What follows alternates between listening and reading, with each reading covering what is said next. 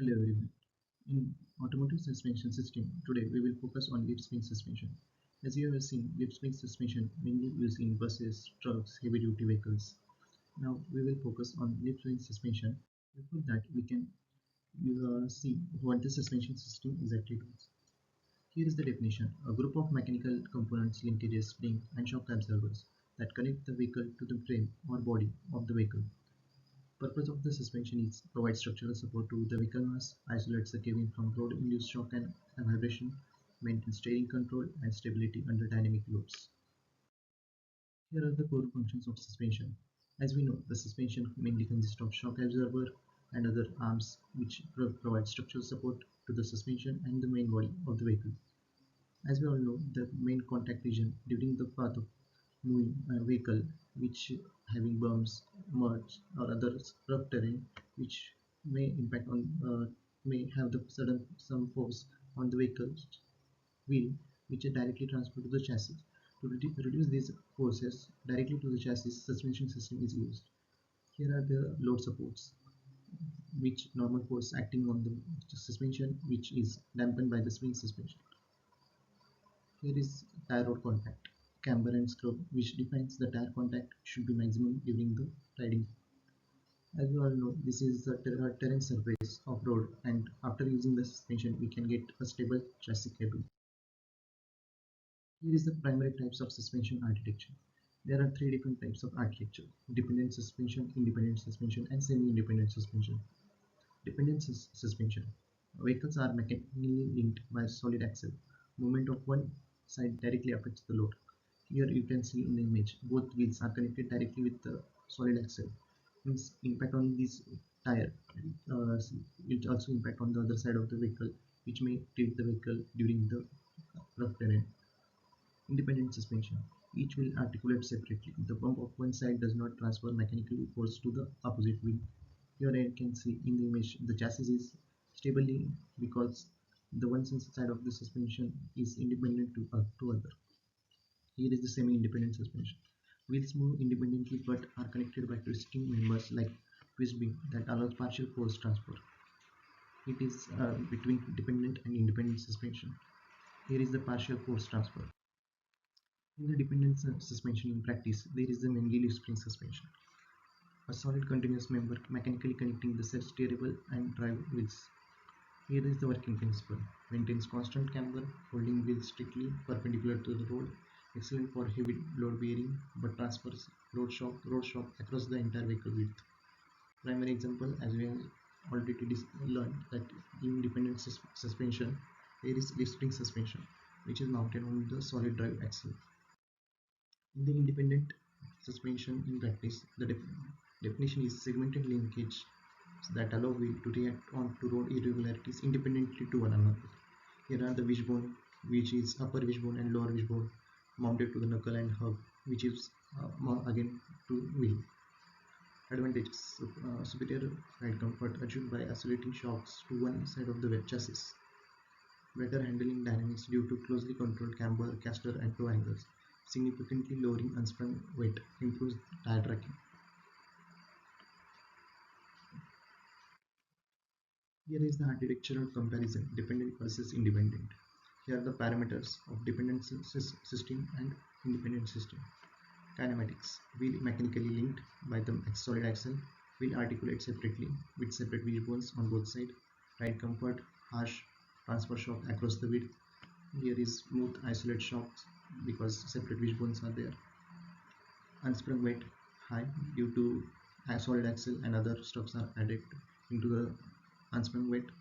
Here it is low due to small wishbones and other weight is little less. Load capacity exceptional, ideal for commercial, and here moderate, ideal for passenger vehicle. As you all see in passenger vehicle such as Maruti Suzuki and other Tata Motors also use the independent system. In camber control, constant perpendicular to load and dynamic adjustment during cornering. Now coming to the introduction of leaf spring suspension. A slender arc-shaped length of spring steel loaded in bending. It serves as an elegant multifunctional component acting simultaneously as a linkage damper by interleaf friction, and a load-bearing spring. From the image, you can see the leaf spring suspension, which is in elliptical shape.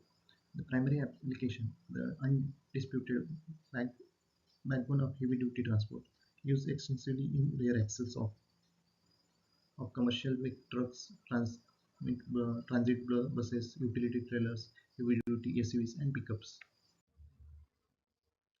Here is the anatomy and construction of leaf spring.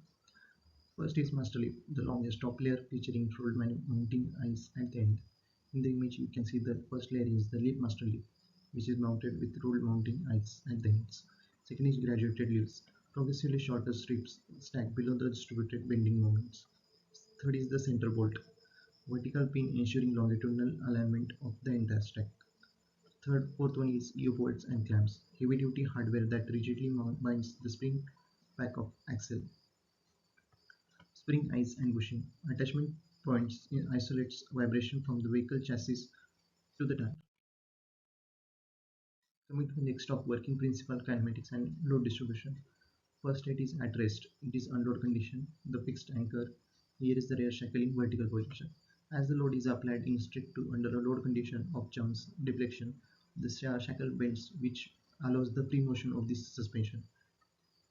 It The spring is fundamentally being loaded in bending. As vertical length increases, the spring flattens, the spreading stress along the graduated leaves because an arc lengthens as it flattens. The rear shackles pivots to allow a spring to elongate without snapping the master leaf. Here is the geometrical variation of leaf spring. First one is a semi-elliptical, second is quarter elliptical, third one is three-quarter elliptical, and full elliptical. In full elliptical, you can see the both leaf springs are arranged in a circular loop. That is why it is called as full elliptical.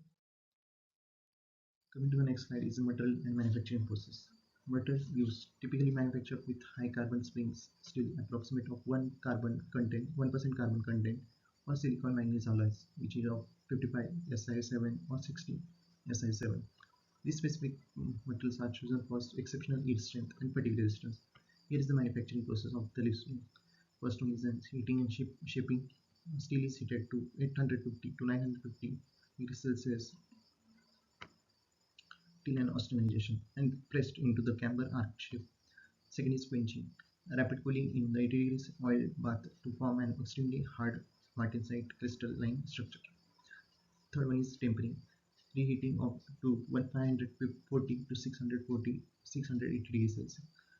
This reheat is done due to reduce brittleness, trading absolute hardness for essential toughness and flexibility. Last step is short pinning. The mechanical surfaces treatment used to induce compressive strength and significantly extend fatigue life. Here are the advantages of leaf spring suspension. Structural simplicity. The single leaf spring pack replaces the need of whole separate control arms, panhard rods, and dampers, acting as a complete multifunctional axle location linkage. It has a massive load capacity, spread massive weight loads over the wide longitudinal area of the vehicle chassis rather than concentrating severe force at a single mounting point. Cost-effective durability, incredibly rugged, inexpensive to manufacture, and requires minimal maintenance even when operating in harsh commercial off-road environment. And the disadvantages and engineering limitation. Excessive unsprung weight. As we have seen, it is a dependent suspension with a solid axle in between, which causes the unsprung weight to be excessive, as solid axle is more heavy than the other stuff which is included in independent suspension. Explain add significant unsprung mass directly to the axle. High unsprung weight increase inertia, making it difficult for the suspension to react quickly to rapid road surface changes, thereby reducing tire traction on uneven terrain. Compromise ride comfort. The physical rubbing of the stacked steel leaves against each other under load creates high interleaf friction. This friction creates stiction, causing the suspension to feel stiff and harsh, transmitting more raw vibration directly into the passenger's cabin. Here are the primary industrial application. As we know, heavy-duty trucks, trailers use leaf spring suspension also for sales and mass transport. And also some of the issues high trucks and pickups use the leaf spring suspension as a standard equipment for the rear axle of workshops, pickup, and such rugged SUVs, providing excellent articulation and heavy towing strength. Modern improvements: the parabolic leaf spring. The traditional multi-leaf spring, constant thickness of leaves in interleaf friction points, inner leaf friction points, and the heavy stacks. Constant thickness leaves clogged by high interleaf friction, heavy overall weight, and very high stick profile. Here is the parabolic leaf spring. Tap thickness, tapered thickness following a parabolic curve, zero interleaf friction, up to 30% lighter, and provide ride comfort approaching that to the coil spring. The ultimate trade-off: the leaf spring versus a coil spring. Engineering parameters: leaf spring versus coil spring. Load distribution: wide chassis spread, heavy, high capacity. Point load requires reinforced mounts. Axle location self-locating, require complex steering control arms. Ride comfort: steep and smooth, zero internal friction. Packaging and cost: simple, cheap, but takes up length. Compact geometry but expensive multi-link setup. Unsprung weight, heavy and light. Here is the engineering analysis of stress and deflection. As we all know, the leaf spring is mounted in either at the high point, which is a fixed support, and the load is applied in the middle of the section where the U-bolt is joined. APA, the final element analysis was done on the leaf spring suspension. Leaf spring exhibit complex non-linear stiffness. Modern engineering evaluates design using finite element analysis, predict particular and identify critical stress concentration. The critical stress concentration, the central U-bolt clamping area, the rolled mounting eyes at the ends. Bending stress formula concept. The bending stress is directly proportional to the applied load and span length, and inversely proportional to the width and the square of leaf thickness. As you all see in the APS simulation done on ANSYS, the maximum stress is of 468 megapascal, which is at the center of the leaf. Conclusion: the timeless architecture. While the original concept dates back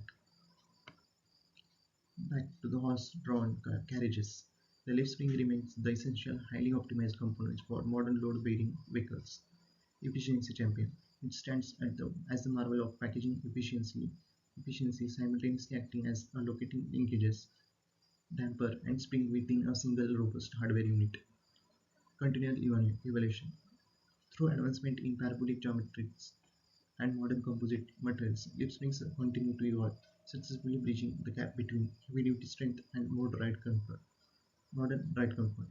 As we all know, in composite material, Kevlar, glass fiber, and some natural fibers are also which have the heavy strength carrying capacity.